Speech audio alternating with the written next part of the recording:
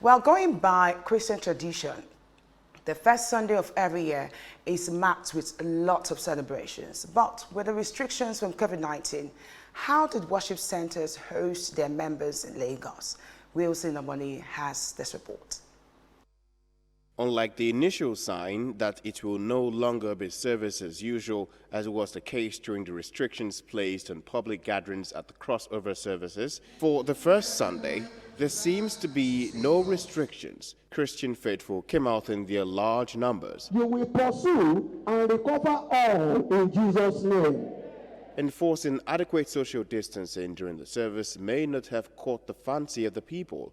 Halls were packed full with congregates who find it convenient to comply with the hand washing and face mask before entering the church. Then it's time for Thanksgiving as many dance to the tunes of music for the new year.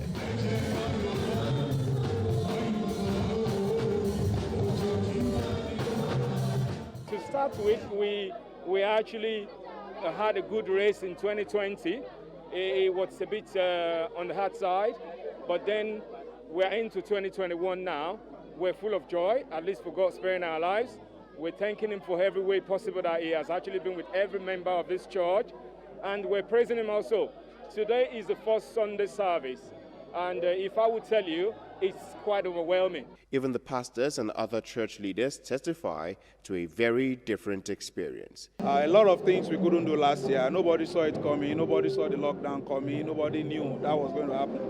But enough of that complaint. We got to let the trouble of last year go with last year. Let the burden of last year go with last year. Let's start afresh this year. The church leaders believe there is a lot to learn from the previous year and make changes where necessary. We have seen today, as good as technology is, has taken the place of God in the life of so many people in the world. Let us give God His rightful place.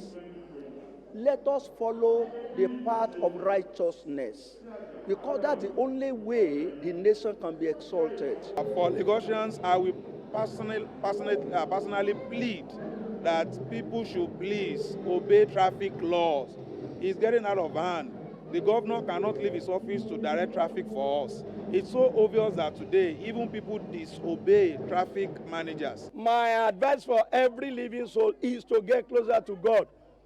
We should do things accordingly. We should not break law and order.